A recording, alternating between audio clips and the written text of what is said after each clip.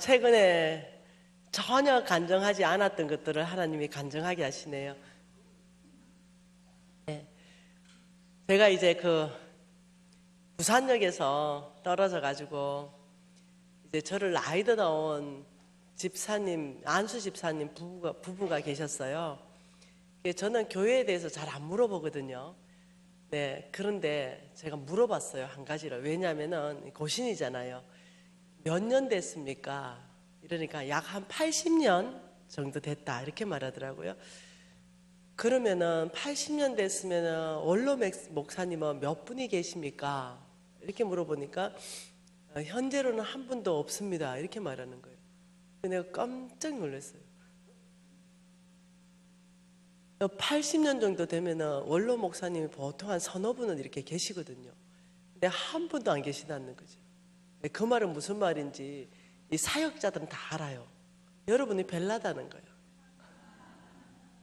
뭔 말인지 이해돼요? 그래서 여러분 교회 너무 아름다운데 그거 하나가 딱 내 마음에, 아이고 원로 목사님이 3분 정도 계셨으면 얼마나 좋을까, 이 교회가 얼마나 크게 쓰임 받았을까, 이런 아쉬움이 제 안에 남는 거죠. 그래서 그게 너무 아쉬워가지고 제가 또 물어봤네요. 지금 목사님은 그러면 몇 년 시부했습니까? 이러니까 한 18년 정도 됐다는 게 얼마나 내 안에 감사함이 나오는가 몰라요.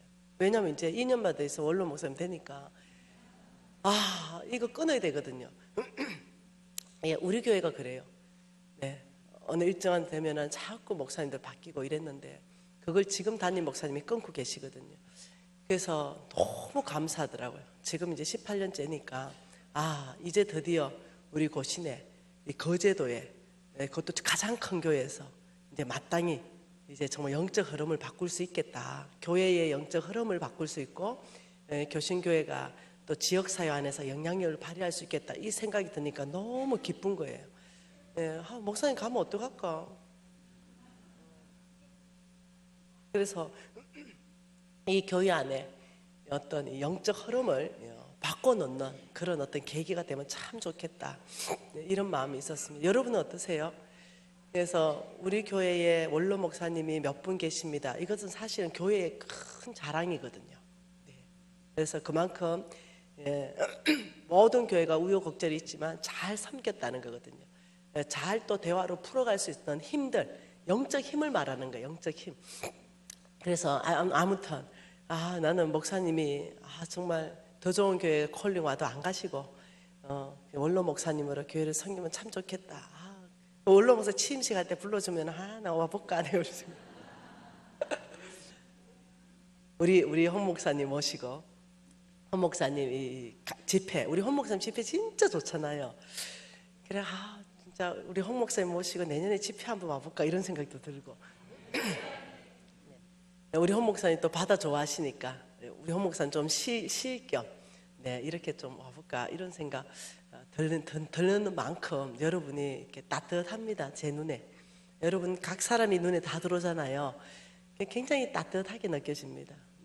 그리고 담임 목사님도 따뜻하게 느껴지고 나는 이해가 안 돼요. 그런데 원로 목사님 없다는 게 진짜 이해가 안 돼요. 모두가 진짜 따뜻하고 너무 이렇게 신앙적으로 성숙해 보이거든요. 제 눈에 지금. 그런데 원로 목사님 없다는 것은 정말 내 상상을 초월하는 그런 일이었어요. 80년대가 그래도 우리 교회는 원로 목사님 2분이나 계신다. 그래서 그 부분에 대해서 한 가지만 여러분 교회 아쉬움이 있지 나머지 다는 너무 좋습니다. 진짜 기대 한번 해봅니다. 그래서 나는 우리 교회 지금 개척했거든요. 교회가 커져가지고 개척할 때 제가 자원해서 개척 멤버로 나왔어요. 그리고 2년 만에 교회를 확 부흥시켰어요. 근데 우리 목사님이 지금 연세가 58세에 개척을 한 거죠. 원로 목사 자격이 안 되는 거예요. 근데 우리 교회가 이제 개척하면서 독립교단으로 갔어요. 그래서 제가 이렇게 말했어요. 목사님, 원로 목사 될 때까지 돌아가시면 안 돼요. 내 장로로서 원로 목사님을 배출 못하면 내가 수치입니다. 내가. 그러니 일단 목사님, 원로 목사 70살 넘어서 목사님 일단 원로 목사님 딱 되고 은퇴하십시오. 이러니까 이 70이 은퇴하지 못합니다. 원로 목사 되기 전에는 못합니다. 내가 이렇게 말하니까 우리 목사님 괜히 좋아가 입이 찢어지시더라고요.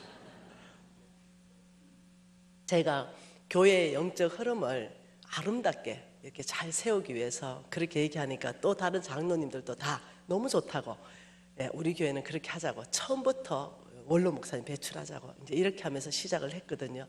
너무 좋습니다.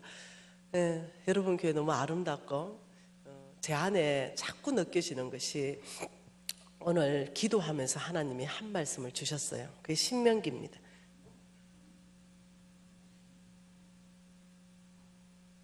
신명기 11장을 주셨어요. 하나님이 기도하는 중에.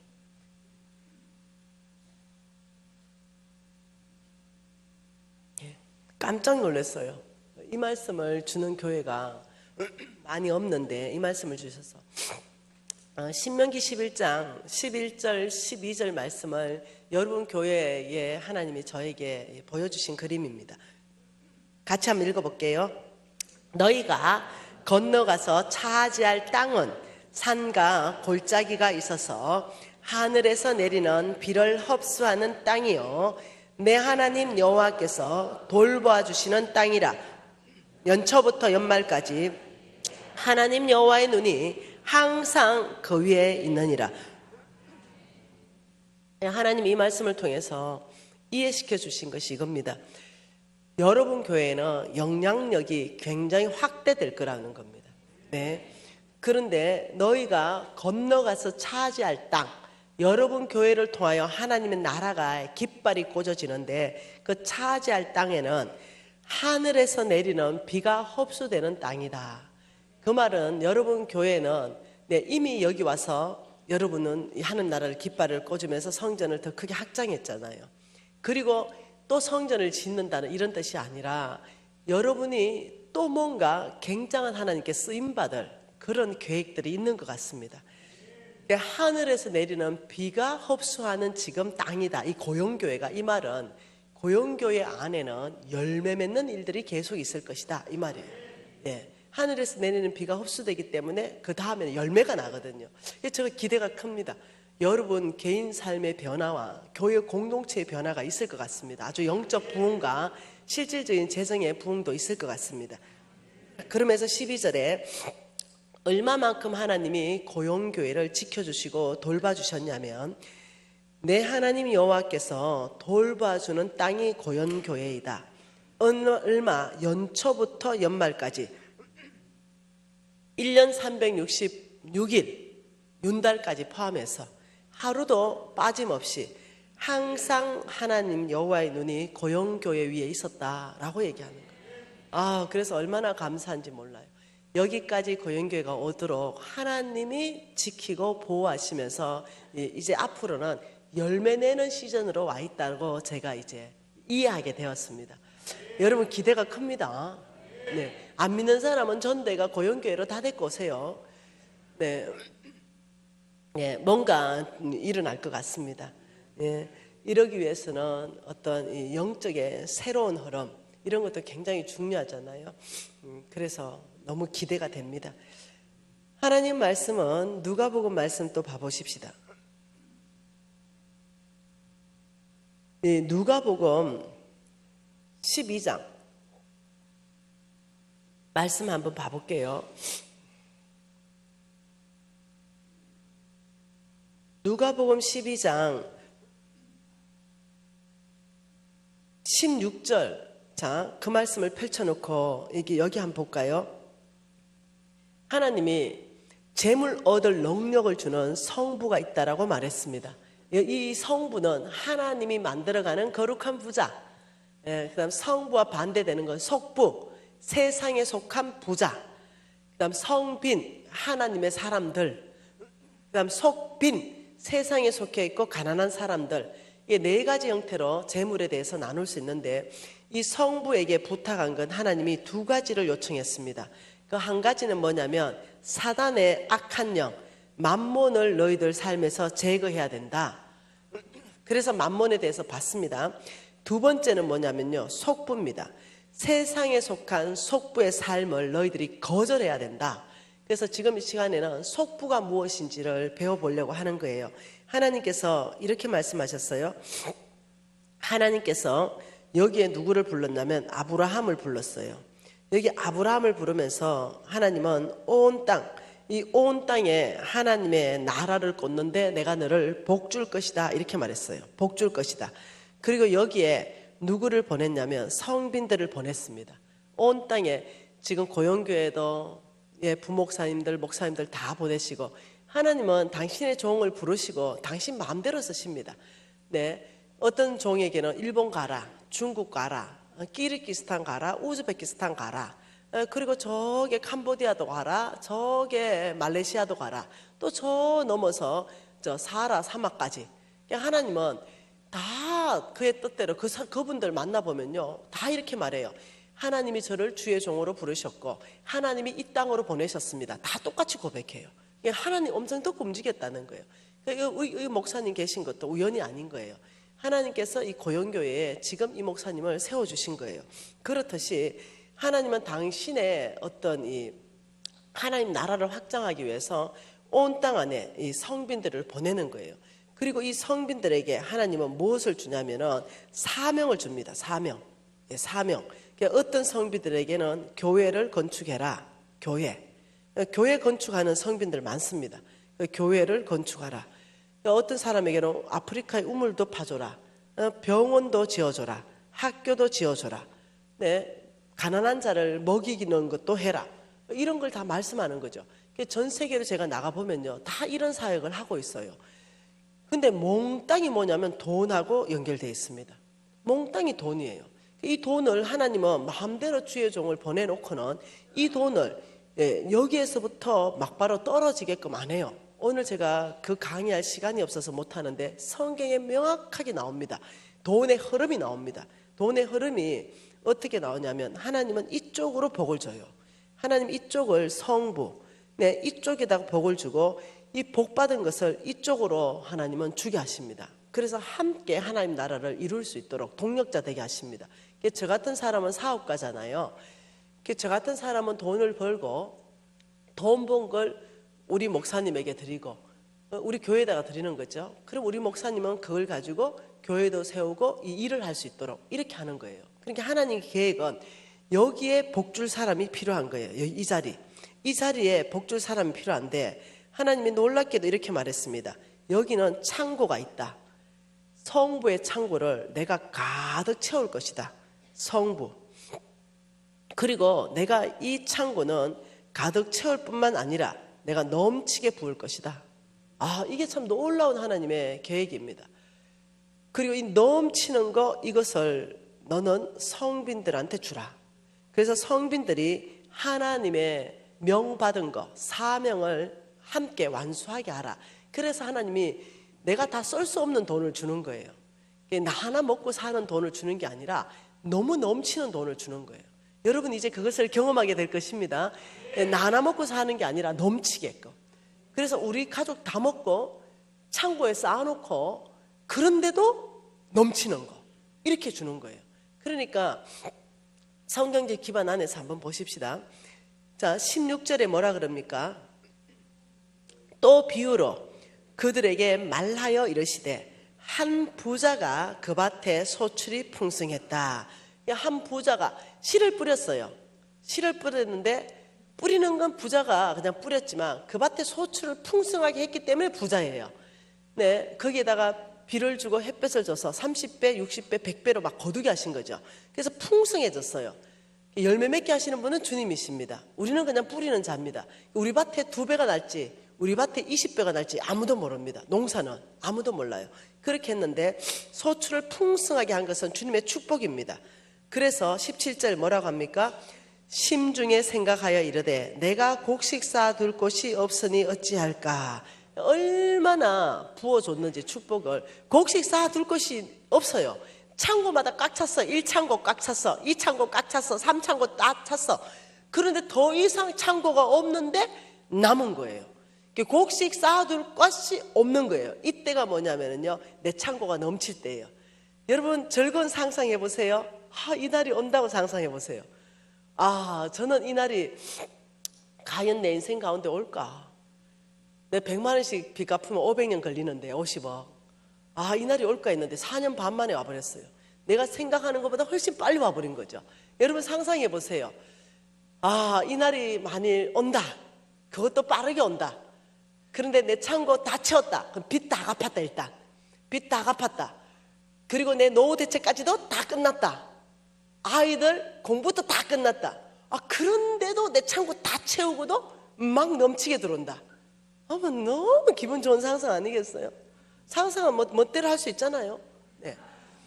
그러면 이 넘치는 거 어떻게 할까? 이거 여러분 이미 지금 가지고 있어야 돼, 답을. 지금 여러분 넘쳤어요. 이거 어떻게 하실래요?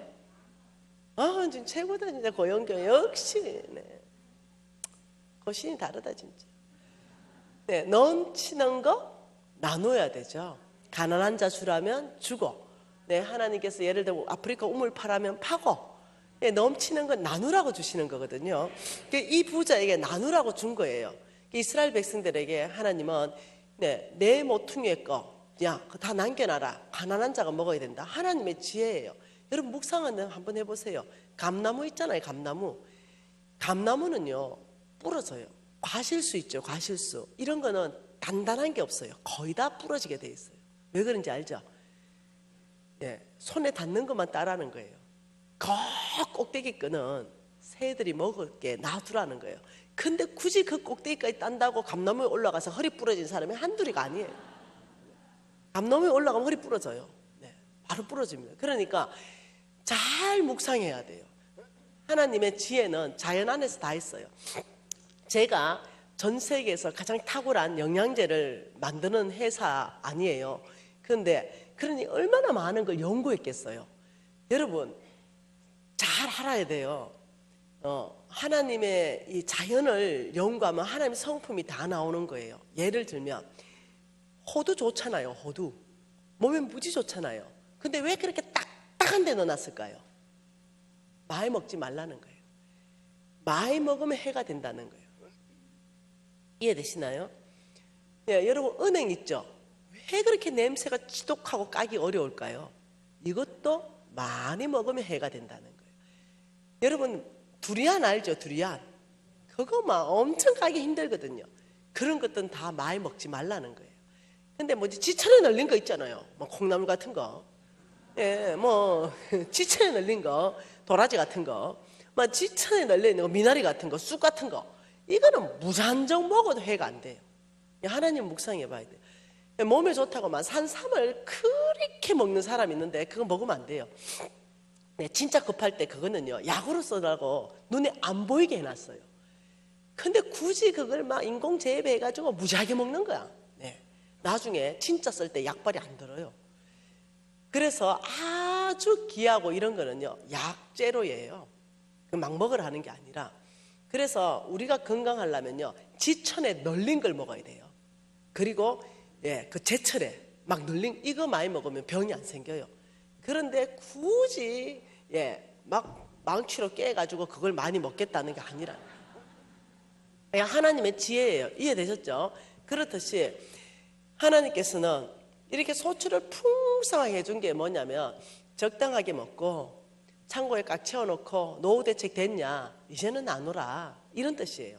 자, 한번 연결해서 읽어보죠. 16절부터 또 비유로 그들에게 말하여 이르시되 한 부자가 그 밭에 소출이 풍성하매 심중에 생각하여 이르되 내가 곡식 쌓아둘 곳이 없으니 어찌할까 하고 또 이르되 내가 이렇게 하리라 내 곡간을 헐고 더 크게 짓고 내 모든 곡식과 물건을 거기에 쌓아두리라. 아, 그리고 어떻게 말합니까? 또 내가 내 영혼에게 이르되 영혼아 여러 해 쓸 물건을 많이 쌓아두었으니 평안히 쉬고 먹고 마시고 즐거워하자. 아, 이 성부가 이 사람이 하나님의 기대를 저버렸어요. 아, 어찌할까 고민하다가 아, 이렇게 해야 되겠다 결정했네. 내 곡간이 너무 작다. 이거 헐어버리자. 그리고 내 곡간을 이만큼 크게 늘려야 되겠다. 이렇게 하고 나는 내 곡간을 헐고 더 크게 짓고 내 모든 곡식과 물건을 여기다 쌓아놓고 내 영혼에게 이르되 영혼아 여러 해 썰 물건을 많이 쌓아놓았으니 나는 이제 평안히 먹고 마시고 즐거워하자. 지 혼자 다 먹겠다 이런 거예요. 그게 하나님께서 또 보고 있다가 헐 성부 되게 해주면 뭐 주의 나라 세운다던데 완전 뻥이었네. 이제 이러 되는 거죠. 그러면서 하나님이 한 말씀 하십니다. 20절 같이 읽습니다. 하나님이 이러시되 어리석은 자야 오늘 밤 내 영혼을 도로 찾으리니 그러면 내 준비한 것이 누구의 것이 되겠느냐 하셨으니 자기를 위하여 재물을 쌓아두고 하나님께 대하여 부여하지 못한 자가 이와 같으니라.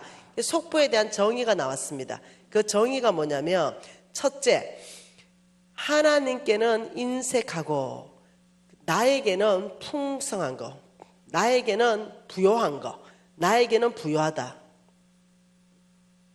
이걸 속부라는 거죠. 하나님이 이러시되 그러냐? 네 큰 창고 지어서 내 뜻을 저버리고 네 혼자 다 먹고자 하느냐? 너 참 어리석네. 만일 오늘 밤 죽는다면은 네 큰 창고에 이 쌓아놓은 이 재물이 누구 거 되니? 이 질문을 딱 했어요. 그러면서 큰 창고 짓는 모습을 야, 너가 하나님께 참으로 인색하구나. 너 자신만을 위해서 부유하게 살구나.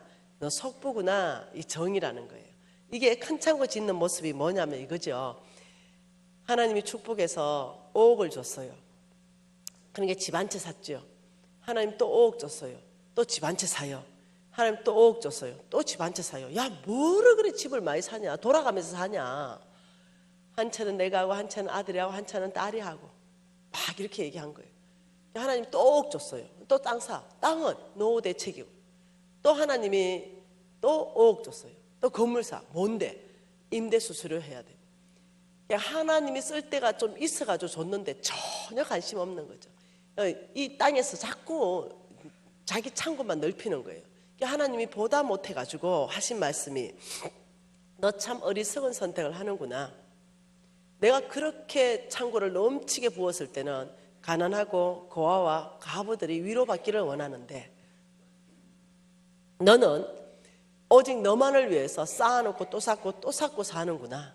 왜 어리석나? 오늘 밤 죽일 것이다. 오늘 밤 내가 네 영혼을 데려갈 것이다. 그러면 네가 준비한 이 큰 창고의 것이 누구 것 되니? 이 질문은 오늘 말씀을 통해서 저에게 하시는 거예요. 우리에게 하는 거죠. 이 질문을 받아들여야 돼요. 대답할 수 있어야 되죠.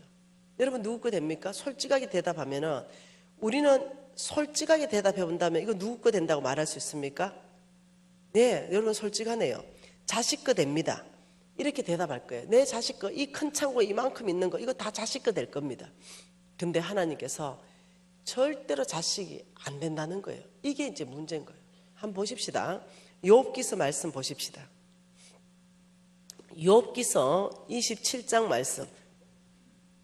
잘 이해가 안 되더라도 그냥 들으십시오. 욥기서 27장 13절에 이렇게 말합니다.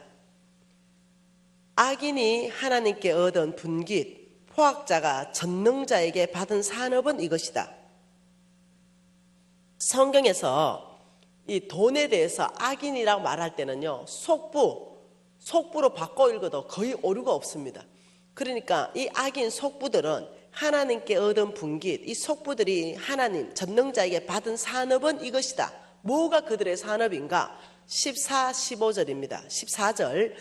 그의 자손은 번성하여도 칼을 위함이요 그의 후손은 음식물로 배부르지 못할 것이다. 그 16절에 뭐라 그래요? 그가 비록 은을 티끌같이 샀고 의복을 진흙같이 준비했다 할지라도 그가 준비한 것은 의인이 입을 것이요 그의 은은 죄 없는 자가 차지할 것이다. 하나님이 말씀하는 것, 이 속부의 재물은 자식에게 주는 것이 아니라 의인에게 내가 옮길 것이다. 부의 이동을 말하는 거예요. 속부, 이렇게 하나님이 아무리 부어주고 축복했다 하더라도 내 하나님 여호와를 기억하라. 그가 내게 재물 얻을 능력을 주셨습니다. 우리를 지혜롭게 하죠. 우리를 공부를 잘할 수 있는 우리 DNA를 주는 거예요. 그래서 의사도 되고 변호사도 되고 판검사도 되죠. 교수도 됩니다. 그럼 내가 잘난 줄 알아요? 아니요. 하나님이 그 사람에게는 재물 얻을 능력을 그렇게 지혜에다가 준 거예요. 두뇌에다가 준 거예요. 어떤 사람은 힘입니다. 힘이 있기 때문에 이 사람은 노가다를 떼어도 자식들 다 먹여 살려요. 네, 어떤 사람은 아이디어입니다. 우리 신랑은 머리가 천재죠. 이 아이디어 가지고 돈을 버는 사람이에요. 네, 각 사람에 맞게끔 하나님이 역사하시는 거죠. 그런데 하나님께서 주신 그 재물을 가지고 네, 정말로 하나님께는 인색하다 이 말이 하나님 말씀대로 안 산다는 거예요. 가난한 자 좀 돌봐줘라. 아유 그냥 귀찮은 거죠. 나만 쓰는 거죠. 이런 사람을 그 속부가 비록 보석을 티끌같이 쌓고 의복을 진흙같이 준비했더라도 그 속부가 준비한 것은 의인이 입을 것이다. 그 자녀가 그 속부의 음식물로 배부르지 못할 것이다. 아, 이거 참 굉장한 말이라는 거죠. 이것을 조금 더 이해할 수 있는 것은 미가서입니다. 여러분 미가서 말씀을 오늘 정말로 말씀을 심장으로 한번 받아보십시다. 미가서 6장 10절, 11절, 12절 석절 말씀 같이 한번 읽어볼게요. 악인의 집에 아직도 불의한 재물이 있느냐? 축소시킨 가증한 에바가 있느냐? 내가 만일 부정한 저울을 썼거나 주머니에 거짓 저울추를 두었으면 깨끗하겠느냐? 거부자들은 누구요? 악인을 말하는 거예요. 거부자, 속부를 말하는 거예요. 그 악인, 그 부자, 그 속부들은 강포가 가득하고 그 주민들은 거짓말을 하고 그 혀는 입에서 거짓되더라. 어저께 우리가 받는 게 뭐예요? 속부들은 어떻게 된다고요? 응? 안 나온다.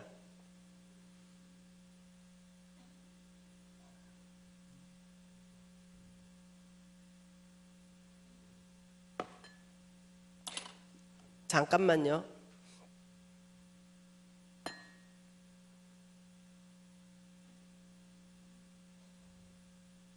있는데 여기 굉장히 중요한 강의잖아요.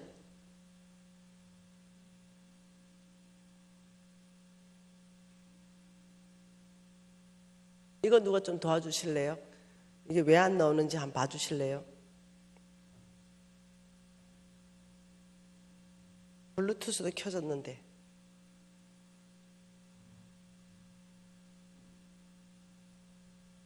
됐다.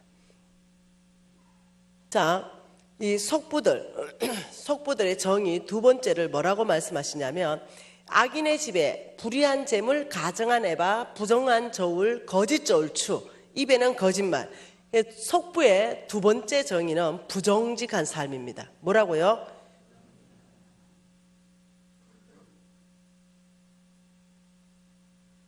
안 나온다 또. 부정직한 삶.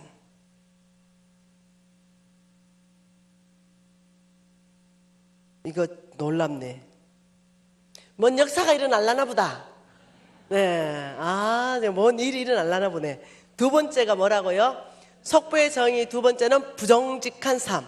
이 부정직한 삶, 속부의 정의 첫 번째, 하나님께는 인색하고 자기에게는 부여하고, 두 번째는 부정직한 삶. 이 두 가지를 하나님께서 뭐라고 했냐면 그러므로 이랬어요. 13절에 심각합니다. 그러므로, 이건 보통 심각한 게 아니에요. 속부임으로 이런 뜻이에요. 결과는, 속부의 결과는 이거예요. 그러므로 같이 있습니다. 나도 너를 쳐서 병들게 하며, 이렇게 말했어요. 나도 너를 쳐서 병들게 하며 내 죄로 말미암아 너를 황폐하게 하였나니 내가 먹어서 배부르지 못하고 항상 속이 빌 것이며 내가 감추어도 보존되지 못하겠고 보존된 것은 내가 칼에 붙일 것이며 내가 씨를 뿌려도 추수하지 못할 것이며 감람 열매를 밟아도 기름을 내 몸에 바르지 못할 것이라. 이거 굉장한 얘기를 했습니다. 그러므로 이랬어요. 그러므로 이랬으면은 어떤 말이냐면은 너희들이 속부임으로 첫째 너희들에게 병을 보낼 것이다. 두 번째 너희들의 재물을 내가 다 취할 것이다. 너는 먹어서 못 배부르고 네 감춰놓은 것까지도 칼에 붙일 것이고 내 씨를 뿌려도 추수하지 못할 것이고 감람 열매 밟아도 기름 못 바른다. 너 포도를 밟아도 술을 마시지 못할 것이다. 그러므로 속부임으로 네가 속부임으로 나는 너에게 첫째 속부의 결과를 병을 보낼 것이다. 두 번째 너의 재산을 취해서 자식이 배부르지 못하게끔 의인에게 넘길 것이다. 이게 두 가지 결과예요. 무서운 결과. 여러분 질문할게요. 이 속부의 결과는 하나님 성품에 너무 안 맞는 거죠. 우리 하나님은 죽은 자도 일으키시고 연약한 자도 강하게 붙들어 주시고 낙심한 자도 소망으로 붙들어 주시고 이러시는 분, 죄 지어도 용서하시는 분. 그런데 하나님께서 그러므로 너희들이 하나님께 인색하고 자신에게는 부여하고 아주 부정직한 삶을 사는 그런 모습을 보면서 네가 속부가 됐기 때문에 그러므로 나는 너에게 병을 보낼 것이고 그러므로 내가 너의 모든 재산을 치워올 것이다. 왜 그럴까요? 여러분, 성경이 다 이해 안 됩니다. 저도 다 이해 못해요. 그러니 이해 안 될 때는 무조건 패스워드, 비밀번호를 집어넣는데 하나님은 사랑이시라. 이걸 집어넣어야 돼요. 하나님이 사랑이기 때문에 나한테 병을 주시고 하나님이 사랑이기 때문에 내 재산을 그냥 가져가신다. 무조건 이러면 무조건 그거는 정답이에요. 그러면서 하나님이 16절에 친절하게 이유를 말씀하셨어요. 16절 같이 읽을까요? 너희가 오므리의 율례와 아합의 집의 모든 예법을 지키고 그들의 전통을 따르니 내가 너희를 항폐하게 하였다. 명확한 이유를 설명했습니다. 너희가 오므리의 율례, 아합의 집의 모든 예법과 전통. 여러분, 아합의 아버지가 오므리, 아합의 부인이 이사벨. 너희가 오므리와 아합의 집의 모든 예법과 전통을 따라서 내가 너희를 항폐하게 했다. 두 가지로 병을 보내서 항폐하게 할 것이고 너희들의 재물을 다 흩어버리면서 항폐하게 한다, 이 말이에요. 그 이유가 뭐냐면 너희가 오므리의 율례와 아합의 집의 예법을 지켜서 내가 그렇게 한다, 이렇게 말하는 거죠. 이게 무슨 말이냐면 너희가 아합 왕이 섬겼던 바알 신을 따라간다, 이 말이에요. 바알 신, 농업의 신, 경제 신이라고 불리는 바알 신. 바알의 원래 이름이 맘몬. 한 사람이 두 주인을 섬길 수 없으니 하나님과 맘몬을 겸하여 섬길 수 없다. 너희들이 주인이 바뀌어 있다. 하나님에서 돈으로, 맘몬으로 바뀌어 있기 때문에 그래서 내가 너희들에게 병을 보내고 그래서 내가 너희들에게 놀랍도록 재산을 다 흩어버린다. 이렇게 말하는 거 위험하죠. 어렵죠. 여러분, 조금 더 왜 하나님이 이렇게 역사하는가 성경 안에서부터 답을 내보십시다. 마가복음입니다.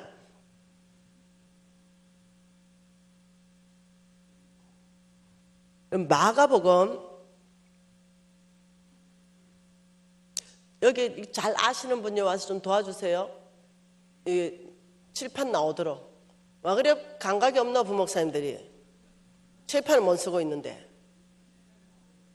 배터리 안 됐다고 내가 얘기했잖아. 목사님 봐라, 배터리 60% 있는데. 60%. 웃다 봐가지고 뭐 어떻게 해줘야 되지. 성질 있다 얘기했는데. 자, 누가복음 아니 마가복음 우리 10장을 보십시다. 왜 하나님이 병을 보내시고 왜 하나님께서 우리의 재물을 가져가시는가. 마가복음 10장 17절 한 절 말씀 같이 읽으십시다.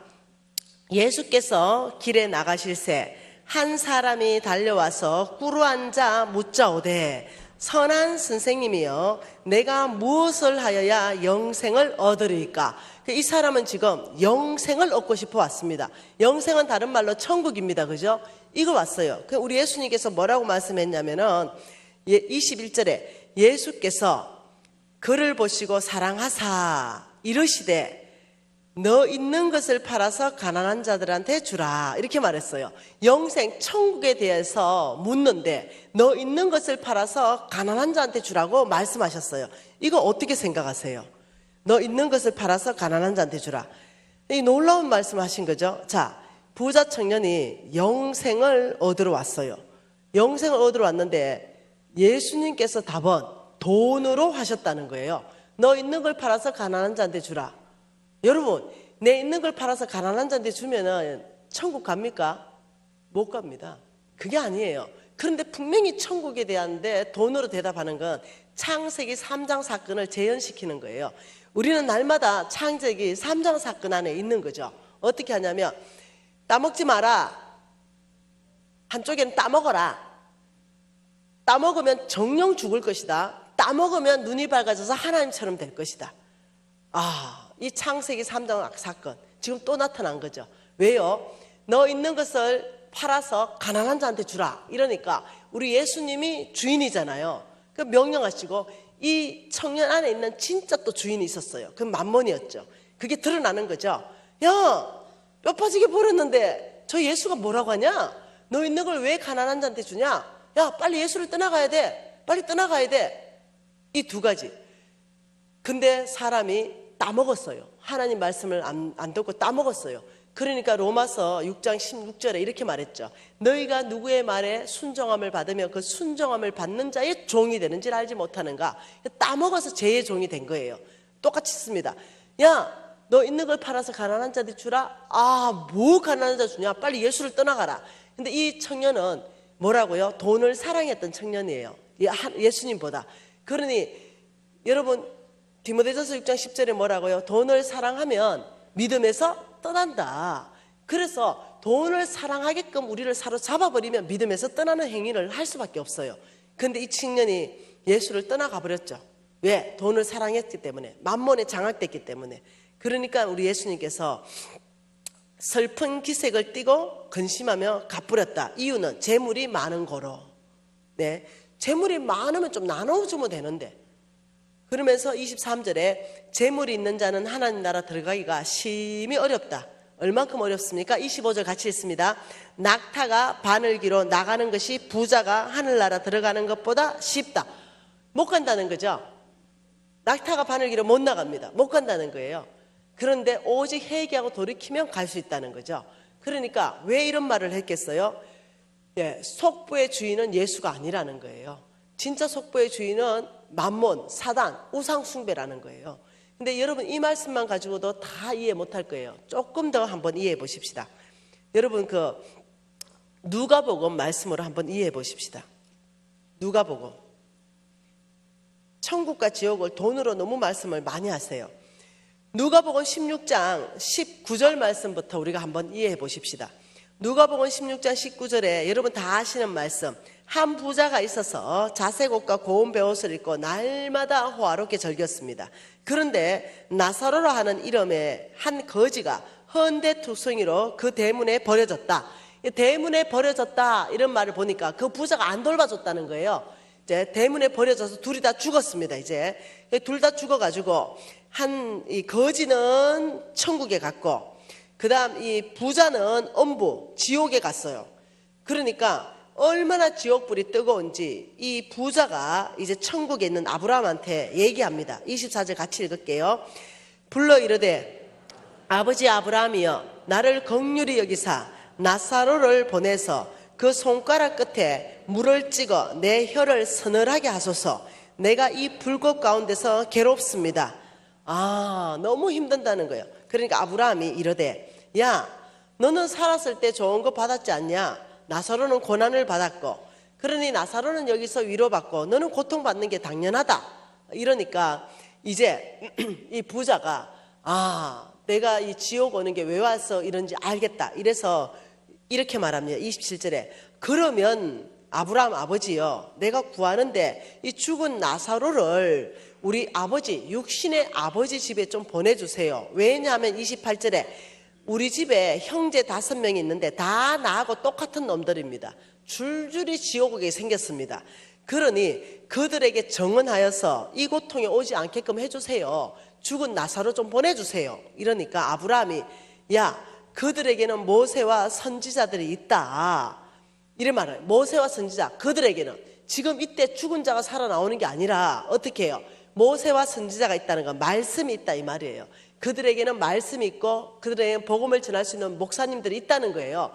그 31절에 모세와 선지자에게 듣지 않으면 죽은 자 가운데서 살아나도 근함을 받지 않는다. 왜? 그만큼 완악하다는 거예요. 사람들 마음이 돈에 걸리면 얼마나 완악해지는지. 여기에서도 지금 돈을 어떻게 썼는가에 따라 가지고 천국과 지옥을 지금 얘기하고 있잖아요. 한 군데 더 봐보십시다. 마태복음 25장 말씀으로 또 봐보십시다. 마태복음 25장이에요. 여러분 이거는 실화입니다. 진짜 있을 일이에요. 우리 인생 가운데. 마태복음 25장 33절부터 한번 봐보십시다. 여러분 지금 제 중심으로 이 앞에 이 복도 있잖아요. 이 복도로 짜게가 오늘 이 오른쪽에 있는 사람은 오늘 천국 갈 약물이에요. 목사님 왜 그게 안 주셨어요? 우리 목사님 포함해가 이쪽은 지옥 갈 염소물이. 그날에 주님께서 명확하게 말했어요. 어떻게? 양과 염소로 나누고 알곡과 쭉정이를 가린다 그랬어요. 이게 분명히 주님 앞에 있을 일이거든요. 우리가 지금 거기에 속해 있다고 이걸 한번 읽어보자는 거죠. 33절 같이 읽습니다. 양은 그 오른편에 염소는 왼편에 두리라. 그때 임금이 그 오른편에 있는 자들에게 이르시되, 여러분 들으세요. 오른편, 내 아버지께 복받은 자들이야, 나와 창세로부터 너희를 위하여 예비된 나라를 상속받으라. 창세로부터 너희를 위하여 예비된 나라, 천지 창조 때부터 만들어진 천국, 너희를 위하여 상속된 이 천국을 너희들은 상속받으라. 너무 놀랬죠? 왜요? 하나님 왜 우리가 천국 상속받아요? 그러니까 뭐라 그럽니까? 같이 읽습니다. 내가 줄일 때 너희가 먹을 것을 주었고, 목마를 때 마시게 하였고, 나그네 되었을 때 영접하였고, 헐벗었을 때 옷을 입혔고, 병들었을 때 돌보았고, 옥에 갇혔을 때 와보았지. 이러니까 이 어인들이 37절에 아니요, 언제 우리가 주님을 대접했습니까? 이랬어요. 그러니까 40절 중반절에 뭐라 그럽니까? 너희가 여기 있는 내 형제 중에 지극히 작은 자 하나에게 한 것이 곧 나에게 한 것이다. 그 지극히 작은 자에 했다, 이 말은 뭐냐면 하나님의 말씀, 고아와 가부와 객들을 도와내는 말씀대로 믿음으로 살았다, 이 말이에요. 예. 그러니까 왼쪽을 딱 봅니다. 41절에 어떻게 말하냐면 왼쪽에 있는 자들에게 이르시되, 저주를 받은 자들이야, 나를 떠나 마귀와 그 사자들을 위하여 예비된 영원한 불 지옥에 가라. 왼쪽 어때요?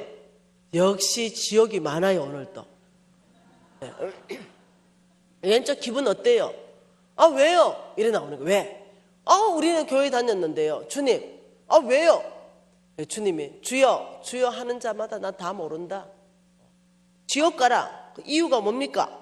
42절에 내가 줄일 때 목마를 때, 43절에 나그네 되었을 때, 헐벗었을 때, 병들었을 때, 옥에 갇혔을 때 너희들 날 안 돌봤지? 우리가 주님 언제 안 돌봤어요? 45절 하반절에 여기에 지극히 작은 자에게 하나에게 하지 않은 것이 나에게 하지 않았다. 이 말이 무슨 말이냐면 너희들은 말씀대로 살지 않았다. 속에는 옳은 대로 살았다. 믿음으로 안 살았다, 이 말이에요. 그러니까 46절 같이 있습니다. 그들은 영벌에, 의인은 영생에 들어가리라. 여러분, 이게 작은 말씀이에요. 돈을 어떻게 썼느냐 따라 가지고 천국과 지옥을 말씀하는 게 한두 구절이 아니라는 거예요. 이걸 어떻게 가볍게 받겠어요? 돈이 주인이냐, 정말 주님이 주인이냐, 이걸 계속적으로 말하죠. 한 번 더 볼까요? 요한복음으로. 요한복음 아니네요. 누가복음 3장으로 한 번 더 봐보십시다. 누가복음 3장 2절 말씀 같이 한번 읽어볼게요. 안나스와 가야바가 대제사장으로 있을 때에 하나님의 말씀이 빈들에서 사가랴의 아들 요한에게 임한지라. 지금 여기 누가 있어요? 또 안 나오네. 요한이 있었어요. 사가랴의 아들 요한에게 임했다 이랬어요. 이 요한에게 임하니까 어떤 일이 발생했냐면 하나님의 말씀이 요한에게 임했어요. 하나님의 말씀이 요한에게 임했기 때문에 요한의 이걸 주목할 필요가 있는 거예요. 여러분, 하나님은요, 우리가 육신에 있잖아요. 우리가 육신에 있기 때문에 우리에게 음성을 들려주기 위해서 오늘날도 동일한 방법을 씁니다. 이때는 요한을 사로잡았어요. 그리고 하나님의 말씀이 요한에게 임해버렸어요. 오늘날은 우리 목사님을 통해서 하나님 메시지를 전해요. 적어도 재정부흥회는 4일간 저를 통해서 전하고 있습니다. 똑같습니다. 오늘날도 사람을 통해서 말씀을 전해요. 그러니 하나님의 말씀이 세례 요한에게 임했는데 그 세례 요한의 입이 하나님의 말씀인데 뭐라고 말했냐면 주의 길을 준비하라, 그가 오실 길을 곧게 하라, 이 말씀을 하면서 제가 보고 싶은 것은 7절과 8절입니다. 7절에 뭐라 그래요? 요한이 세례를 받으러 나오는 무리에게 이르되 독사의 자식들아 누가 너희에게 일러 장차올 진노를 피하라고 하느냐. 그러므로 회개에 합당한 열매를 맺으라. 아, 강력한 말이었어요. 이렇게 말했죠. 오늘 지금 나에게 하나님이 말씀하는 거죠. 이 독사의 자식아, 누가 너희에게 일러서 장차올 진노, 지옥을 피하라고 하느냐. 그러므로 너희들은 회개에 합당한 열매를 맺으라. 이렇게 말했어요. 그러니까 이 말은 이겁니다. 다시 바꿔놓으면 회개에 합당한 열매를 맺어서 이 독사의 자식들아 장철 지옥을 면하라. 이렇게 말한 거예요. 이 보통 일이 아니라는 거죠. 그러니까 그러면 무엇이 회개에 합당한 열매인가? 이게 너무 강력하잖아요. 왜? 독사의 자식이라 하니까.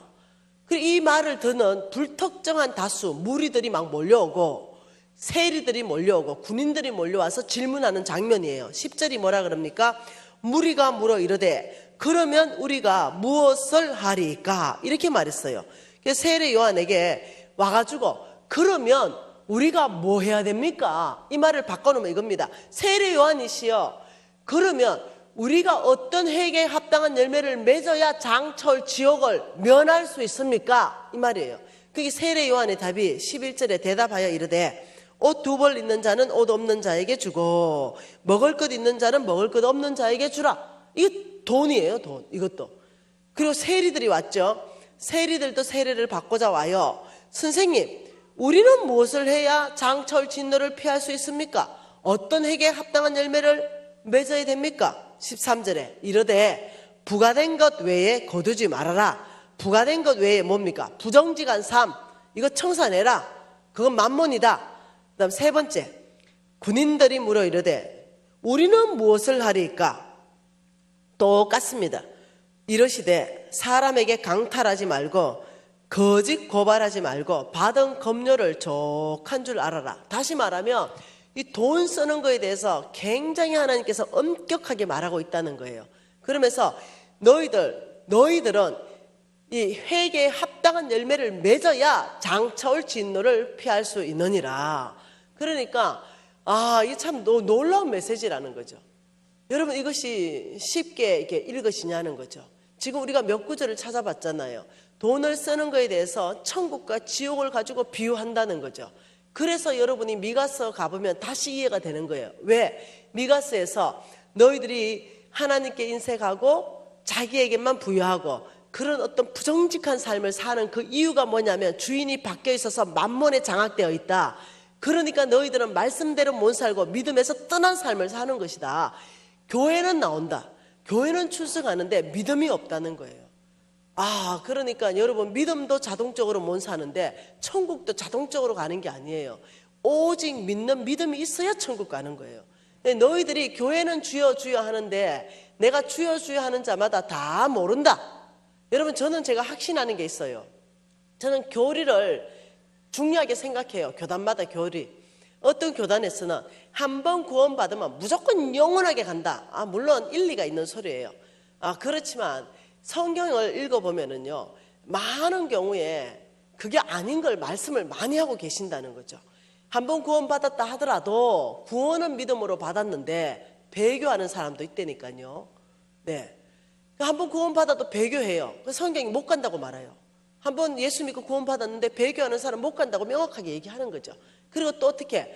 네, 예수 믿고 정말로 구원받았는데 이것이 뭐냐면은 은혜입니다. 로마서를 말하는 거예요.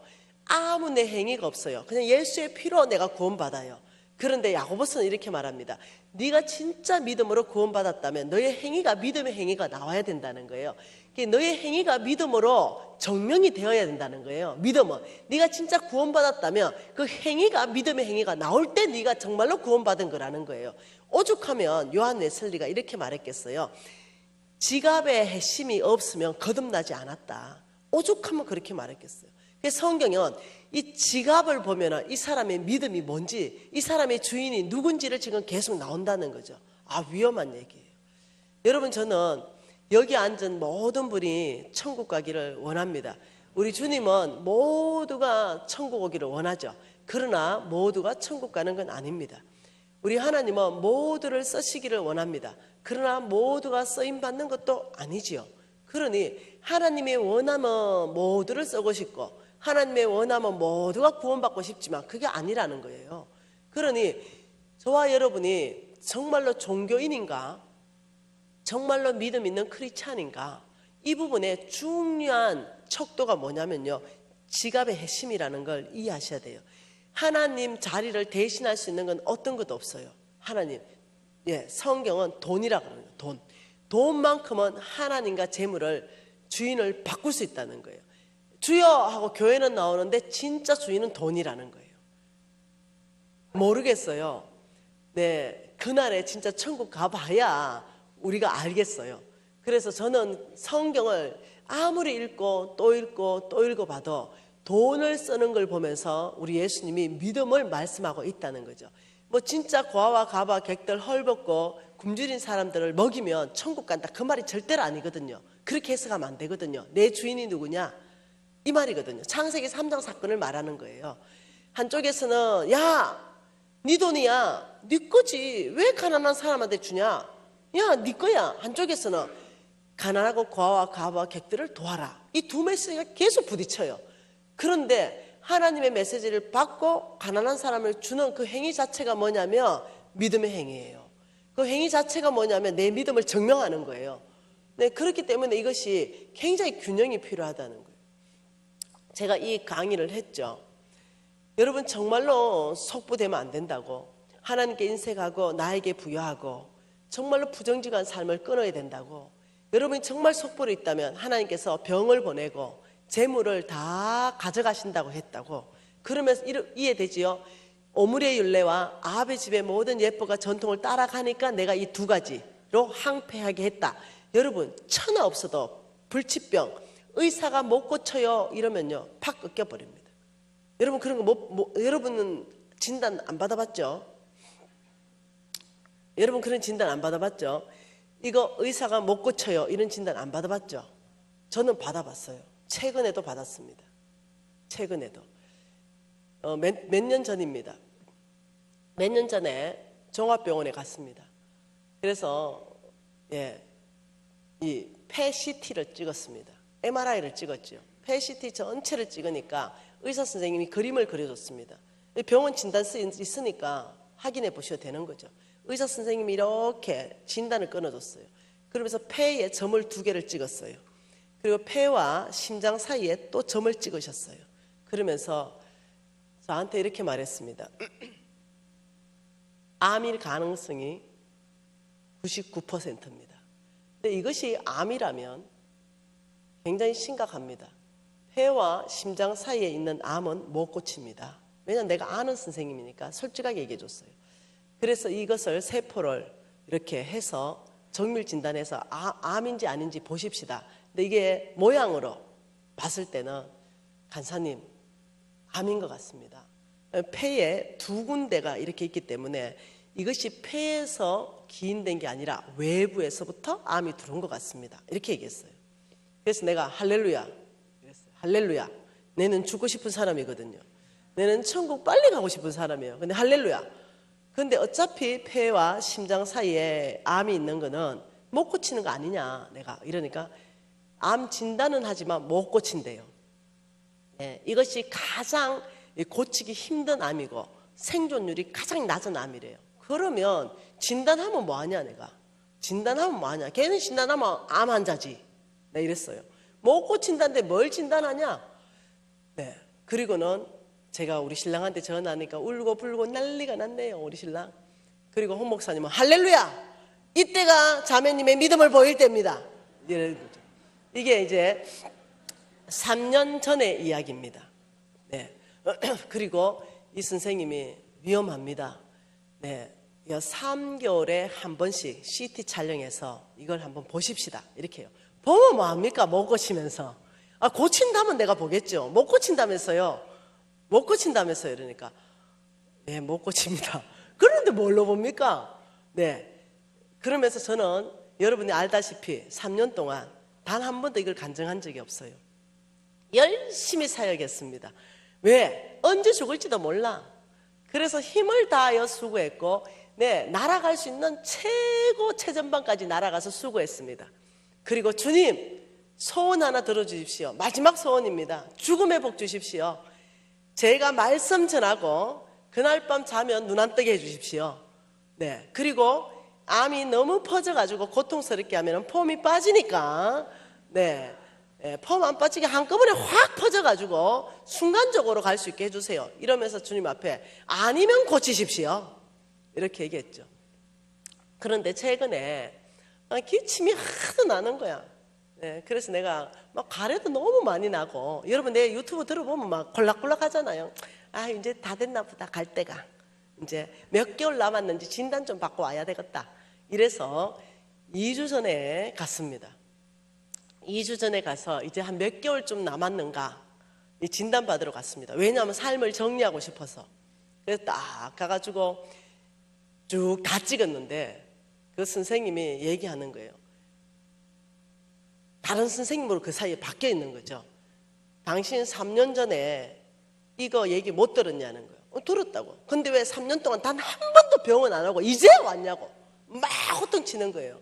못 고친다던데요. 이러니까 그건 그렇지만 그러고 오면 뭐합니까? 열심히 사역했습니다. 힘을 다해 수고했습니다.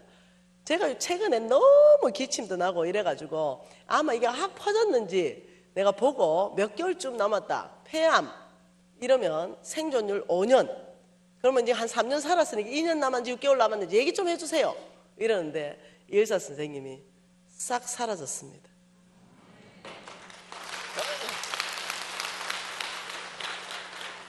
싹 사라졌습니다. 아, 그래서 내가 사명자는 죽지 않는다.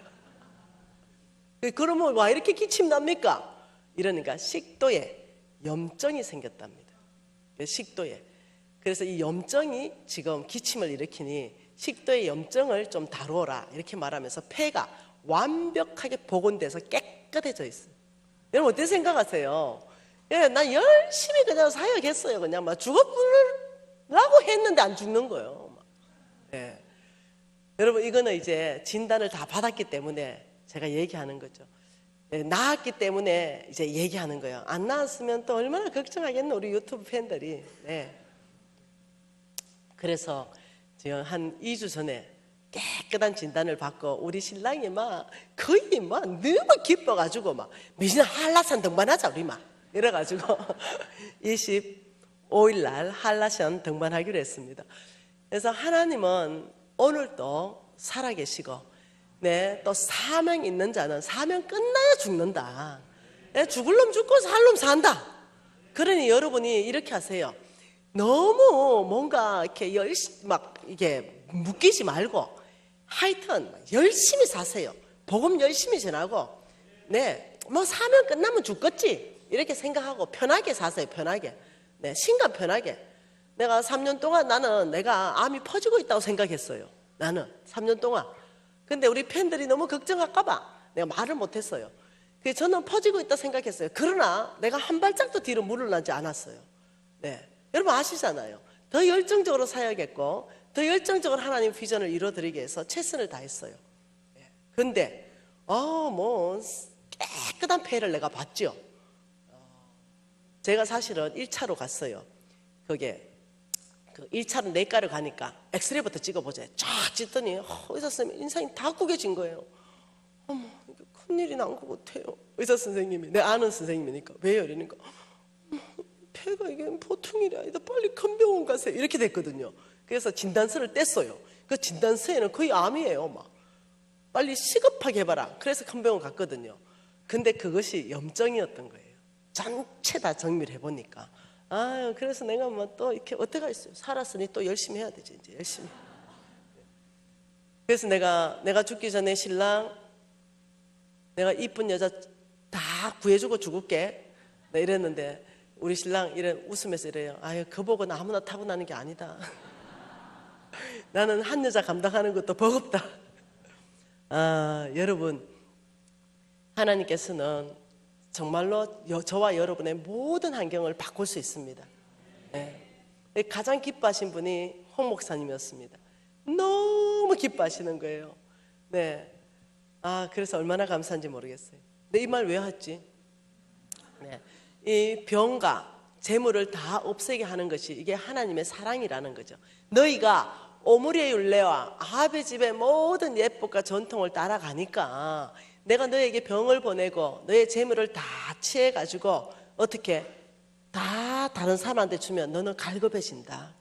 너는 주님 앞에 돌아오게 될 것이고 너는 병은 육체가 병은 들었지만 믿음은 새로워지고 네 재물은 없지만 하나님을 간절히 찾게 되고 오히려 지옥 가는 것보다 오히려 믿음으로 천국 가는 것이 하나님한테는 훨씬 더 사랑이에요.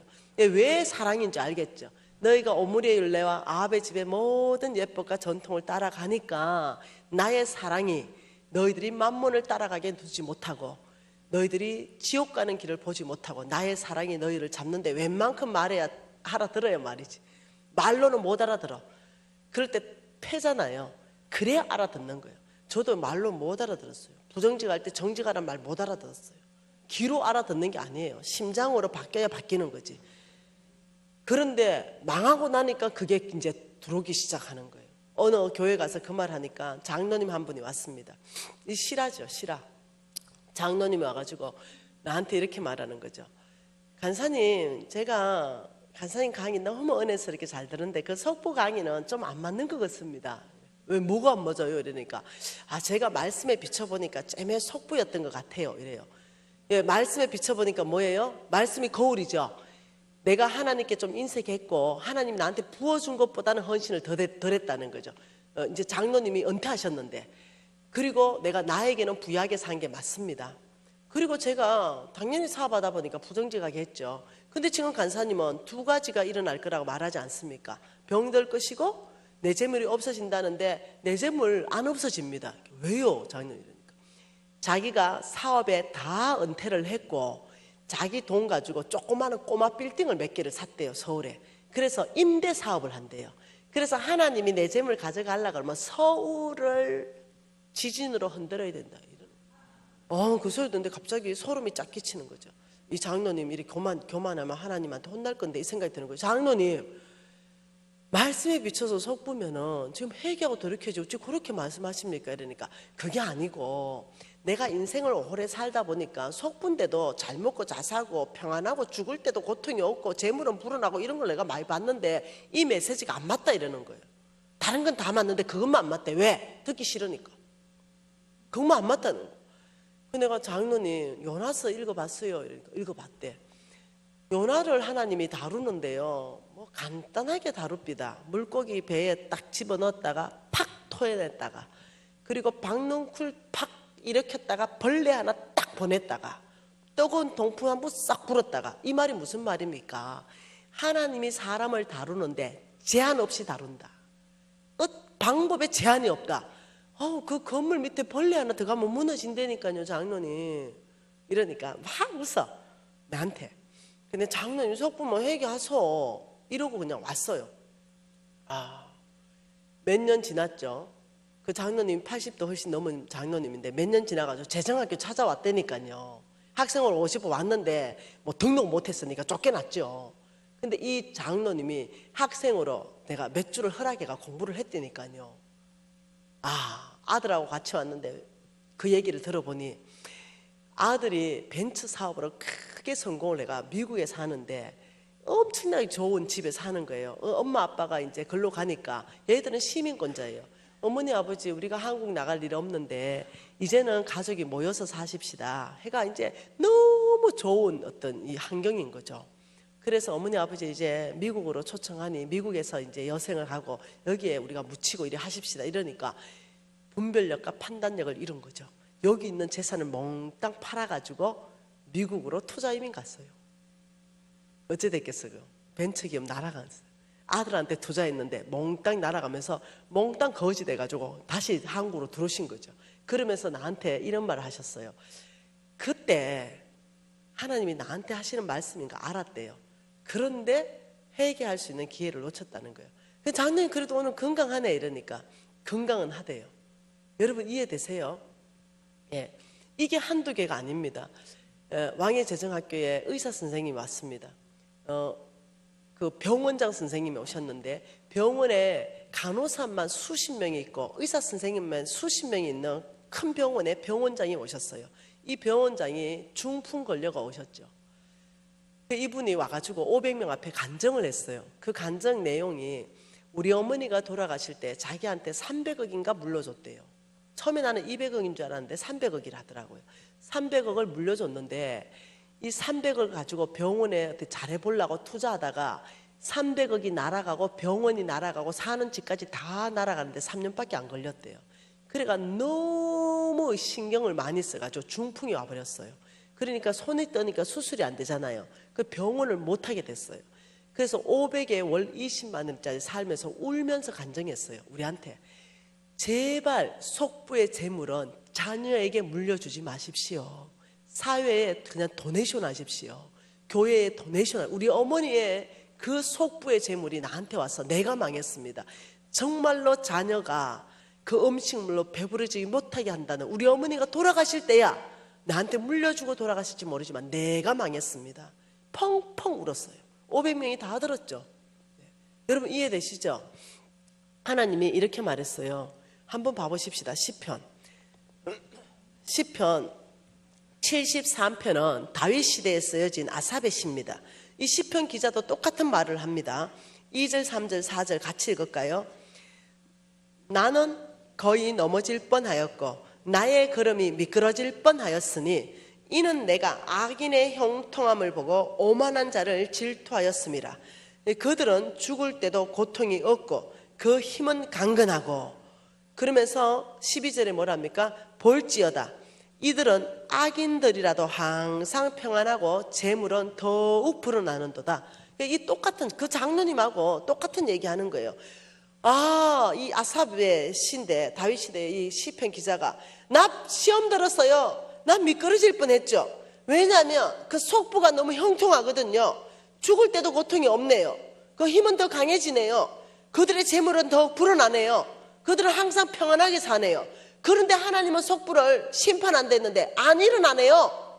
하나님은 어째 된 일이에요? 이렇게 막 얘기하는 거예요. 그러니까 하나님이 그러냐? 그들의 마지막을 보여주겠다. 17, 18, 19절입니다. 같이 읽을까요? 하나님 성소에 들어갈 때야 그들의 종말을 내가 깨달았나이으나 주께서 참으로 그들을 미끄러운 곳에 두시고 파멸에 던지시니 그들이 어찌하여 그리 갑자기 황폐되었는가 놀랄 정도로 그들은 전멸하였습니다. 하나님 성소에 들어갈 때 마지막 때 그들의 종말을 내가 보았습니다. 하나님이 파멸에 던지시고 그들이 전멸시키는 걸 보았습니다. 이건 거예요. 하나님이 누구십니까? 그분은 말씀한 그대로 역사하시는 분이십니다. 축복하리라 그대로 일어나고 심판하리라 그대로 일어나는 거예요. 한 구절 더 찾아보십시다. 예레미야입니다. 예레미야 17장 11절 한 절 또 보십시다. 뭐라 합니까? 불의로 치부하는 자는 자고새가 낳지 아니한 알을 품은 같아서 그의 중년에는 그것이 떠나겠고 마침내 어리석은 자가 되리라. 이 말씀을 현대인의 성경으로 번역해서 그대로 읽어드릴게요. 부정직한 방법으로 돈을 모아 부자가 된 사람은 자기가 낳지 아니한 알을 품고 있는 자고새와 같아서 언젠가는 그것이 자고새를 버리고 날아가 버리듯이 그의 부가 조만간에 그를 떠날 것이니 그는 결국 어리석은 사람이 될 것이다. 부정직한 방법, 그는 결국 그 재물이 떠날 것이다. 경고하는 거예요. 여러분 잠언서 28장도 또 읽어보십시다. 하나님이 얼마나 많은 말씀하시는지. 잠언서 28장이에요. 제가 시간만 있으면 여러 군데를 더 찾고 싶어요. 잠언서 28장에 8절에 뭐라 그럽니까? 중한 별리로 자기 재산을 늘리는 것은 가난한 사람을 불쌍히 여기는 자를 위하여 그 재산을 저축하는 것이다. 다시 말하면 고리대금업을 하는 사람한테 말하는 거예요. 고리대금에서 네 재산을 늘리는 그냐? 그랬다 하더라도 가난한 사람을 불쌍히 여기는 자, 의인을 위하여 네가 재산을 저축하는 거구나. 왜? 하나님 의인에게 넘길 거니까. 굉장히 무서운 말이에요. 우리 세정학교에 자매 2명이 와서 나한테 상담한 내용이 권사님한테 돈을 빌렸대요. 1억을 빌리고 2부이자로 주기로 했대요. 한 달에 200만 원씩 줬는데 10년 이상 줬대요. 그러니 원금보다 이자가 더 많이 들어간데 갑자기 남편이 잘못되면서 어려워져서 그 근사님 찾아가서 이자를 좀 탕감하고 원금만 좀 받아냈대요.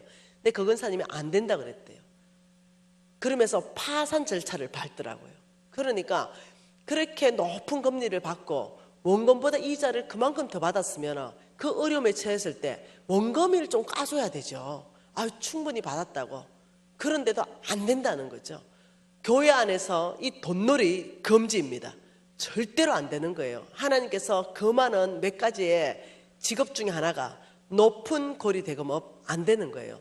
이것은 피 흘리는 살인죄라고 말씀하고 있어요. 성경에는. 한 구절 더 읽어봅시다. 잠언서 13장 22절 한 구절 더 읽어보십시다. 같이 읽어볼까요?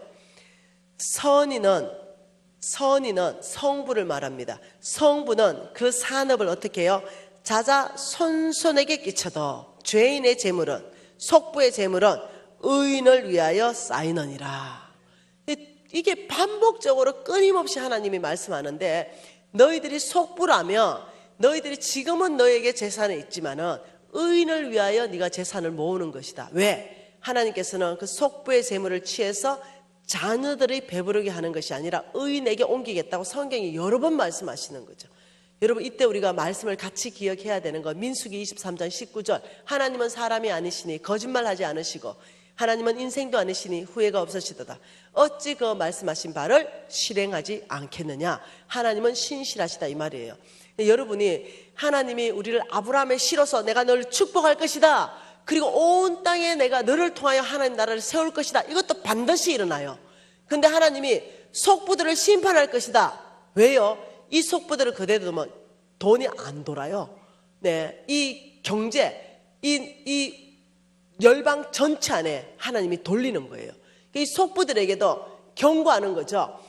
속부의 정의가 뭐라고요? 하나님께 인색하고 자기에게는 부여하고 아주 부정직한 삶으로 돈을 모으는 거, 주인이 바뀌어 있다. 내가 너를 사랑함으로 내가 이렇게 메시지로 먼저 주고, 내가 이 메시지에도 네가 반응하지 않으면 그 다음 단계 두 가지. 그 말 입에 좀 담기도 좀 어려워요. 병도 보내고, 그리고 병이 하나님이 다 보내는 거 아니에요. 음식을 너무 잘못 먹고 해서 병이 생길 수도 있어요. 네. 하나님이 보내는 병도 있어요. 병도 보내고 재물을 다 취해가고, 이렇게 해서 내가 너를 사람 만들 것이다. 내 앞에 돌아오게 할 것이고 오므리의 율례와 아비 집의 모든 예법과 전통을 못 따라가게 할 것이다. 너희들이 오히려 하늘나라 백성 되는 것이 내 뜻이다. 이러니까 하나님이 손댔다 그러면은 많이 아파요. 하나님 손댔다 그러면은, 눌렀다 그러면 10년입니다, 여러분. 광야 학교에 들어갔다면 10년이에요.